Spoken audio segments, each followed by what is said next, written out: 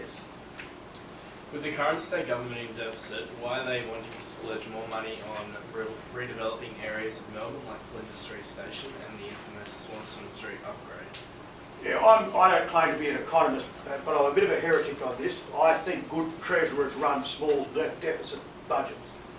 Good treasurers don't run surplus budgets when they don't have to, or they don't concoct them like my former student Mr Swan is doing, by cutting and burning, because they made a silly promise that we're going to put the budget back into surplus. Why?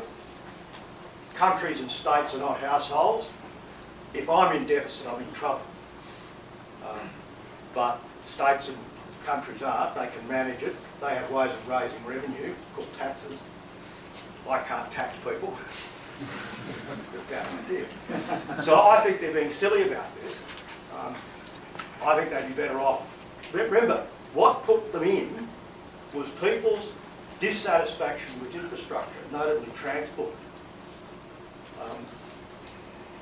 And you know, they're no different. I mean, if they don't make some serious changes, their electoral position might not be as good as it would normally be. I mean, normally what you'd expect, and you've seen this around the states, not just in Victoria, change of government, party wins by a narrow margin, not as narrow as this one, and then goes on to win well the next election.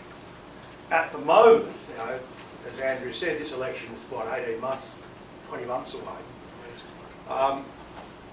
It'd be very foolish to go predicting outcomes, but a steady state result is not out of question. And the way the government can do something about that is improve infrastructure, because that's what they said they'd do. You know, people have become, Australians voters, when they're voting for state governments, have become really mean. So look at Queensland. That government was not half as bad as that result showed. It was going to be beat, but it's been annihilated. And I think that can happen to any government now, because people at state level see governments as service providers. And if the service isn't good enough, they say, we'll give the other more to go. Even though you said that they don't really worry about being in debt, do you think they might resort to privatisation of, say, Beeline and Port of Melbourne, or other government-owned things? Just I know they worry about being in debt. I'm saying they shouldn't be worried about it. Yes, I mean, privatisation is back on the agenda, but as someone said, there's not much left, is there? You mentioned a couple of them. They've ruled one of those out. I think they might... Port of Melbourne. Yeah, they've ruled Port of Melbourne out. I think they would have to go, given the reputation that privatisation got under Canada, given that there's not much to privatise, if you're really getting into dangerous territory, I think they should hasten slowly there. And asset sales are an issue in Queensland. Oh yes, but that's because that split the Labor movement in Queensland. A large number of big unions refused to campaign for the Labor Party in Queensland, and I presume refused to give them money. Yes, this gentleman here was. Why is it important to? Why does the government think it's important to have a surplus? Oh, because parties can be their own worst enemies. They create expectations. They think that running a surplus sends a message to people that we're sound economic managers. It might not do that at all. You read the more savvy financial journalists writing about the federal stuff, and they're not saying that at all. They're saying Swan's being very silly doing this. And you would have thought, given the state of the federal opinion polls, it's not the time to be alienating voters. But it's this, there is this, if you like, there's an economic mantra about it. Once upon a time, states and federal governments running deficits was no big deal. Remember, state debt in Victoria in the 1960s was 60% of gross state product. 60%. Did Baillieu worry about that? No. Did Baillieu lose elections? No. What did Baillieu do? Invested in infrastructure. Now, not all the infrastructure investment was particularly wise, but you know, you can only do with what you've got. I mean, I've heard silly things said about, the Baillieu government didn't invest in information technology. There was no information technology. You invested in manufacturing industry. It's, you know, people get these silly ideas. Remember, Victorian state debt is enormously low compared to, you know, Australia and worldwide. And our debt levels worldwide are just trivial. Can I ask, how many know who Brian's talking about when he mentioned Bolton? Talking there about Henry Bolton, the Premier of Victoria for 17 years, 16 years, prior to Rupert Hamer, so we're going way back into the 60s. 55 to 70. Thank you. Bella. This going back to the carbon emissions, Baillieu supported it when he was in opposition, and then now just gone back on that, and also hasn't really lived up to the promises that he's made, such as the ones to Victorian teachers. How do you think this will affect him in the next election, and also affect his credibility overall? You can imagine the Labor ads are already in construction, aren't they? Broken promises, because it looks as though it's travelling well federally, doesn't it? If you can accuse with some degree of credibility, but you've got to have some credibility on this too, when I say you, the opposition. But of course they've got it with Gillard and carbon tax, and it's hammering it. I mean, I'm sure that will be a Labor tactic. The question is, of course, again, the election's a long way off. You know, things happen. Do voters remember this? Sometimes they do and sometimes they don't.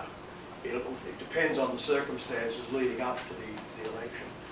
But also, notice this, that I wrote a little piece about this in Inside Story. The election campaign in Queensland was one of the longest election campaigns Australia had ever had. Now, yes, we had a faux election campaign. It wasn't an official campaign, but that was just faux. Well, it wasn't a campaign. The campaign went for 2 months. When the campaign started, the Liberal National Party was on 60% of the two-party preferred vote and Labor was on 40%. The result isn't absolutely counted finally at the moment, but it looks like the LNP is going to be on 62% of the vote and Labor on 38%. Sampling error, any decent opinion poll has still got a sampling error of 2 or 3% in it. You can reasonably say that 2-month campaign didn't shift the vote. They'd made up their mind. Now, I don't think that's happened here in Victoria. Not yet, anyway. You can't say one way or the other. Question on your right, Brian. Thank you. Yes. A family friend of mine was responsible for checking that Baillieu's office is free of audio bugs. Why would Baillieu be nervous about about people hearing his office's goings on? They all remember Watergate. They all remember Richard Nixon. It is interesting that they would, I suspect that is done routinely. That people expect that might happen. And I suspect all the stuff that's going on in the UK, that hacking into phones and whatever, They're probably doing it because of journalists. only encourage it. Yeah. How will the changing dynamic within the state coalition affect the next election? By that you mean the relationship between the two parties.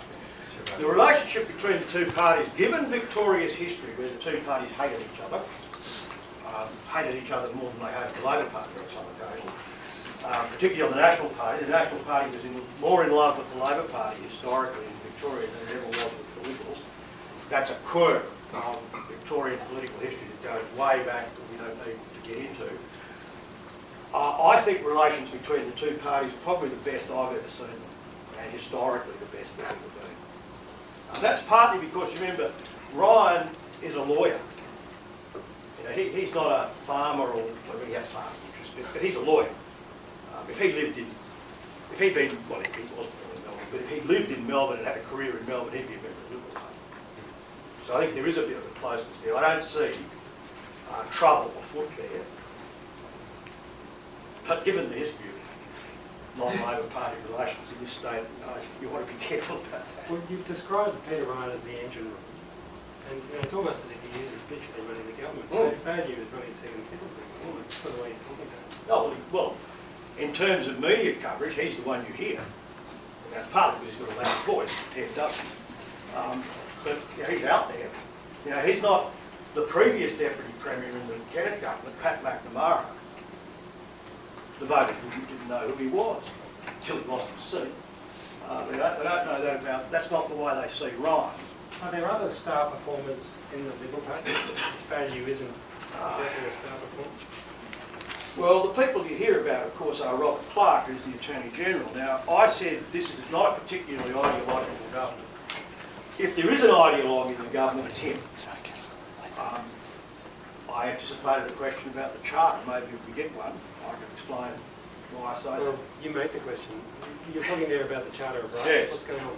Well, you know, Victoria is the only state that has a charter of rights. The ACT has one, but the ACT is not a state. It's what's called a dialogue model of charters. It's not an American Bill of Rights where courts can strike down legislation, which is probably what's going to happen to Obama's health plan in the next few weeks, by the crushing majority of 5 to 4 in the Supreme Court, which is the way it splits these days. The Liberal Party opposed, and the National Party opposed this charter when it was framed and introduced, and they said before the election that they were going to abolish it, they were going to repeal the legislation. They sent it off to a committee which was dominated by coalition members, that we assume were opposed to it, and produced a very critical report. Robert Clark, the Attorney General, had been very, very strong that the charter was going to go, and basically that's what the committee recommended. It gave a few options, but one, abolition was in there, and Baillieu said it's staying. There's Baillieu, the small L Liberal, whereas Robert Clark is a social conservative end of the Liberal Party.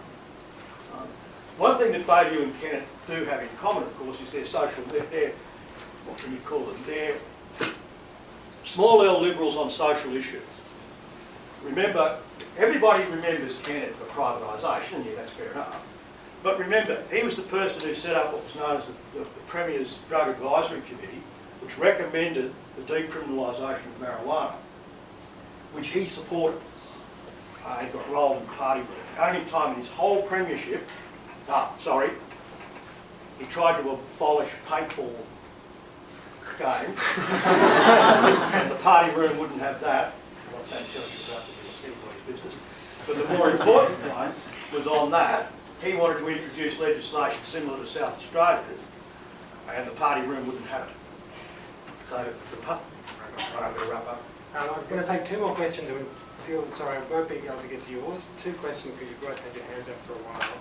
Quick answers if you could. Right.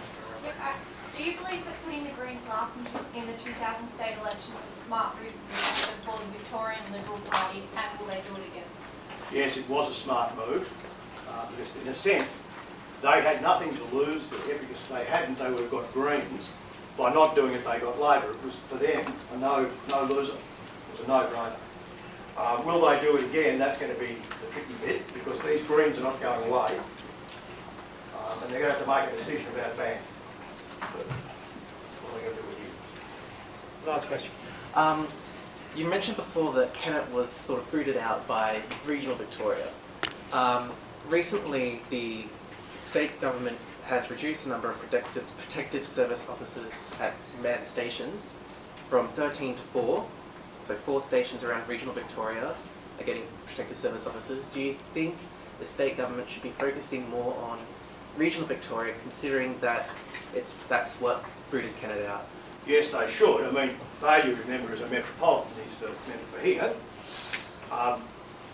What might restrain them, and that was the very stuff that did Kennett in, closing down local councils, shifting infrastructure, compulsory competitive tendering, so councils had to tender out. I mean, the company looking after the parks in the municipality that I live in, was based in New Zealand.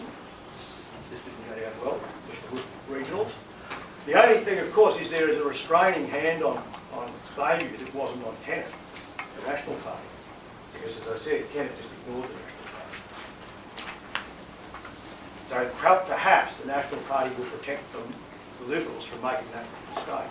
Because, as I said, state voters are on the warpath, and regional state voters are on the warpath more than most, if they're provoked.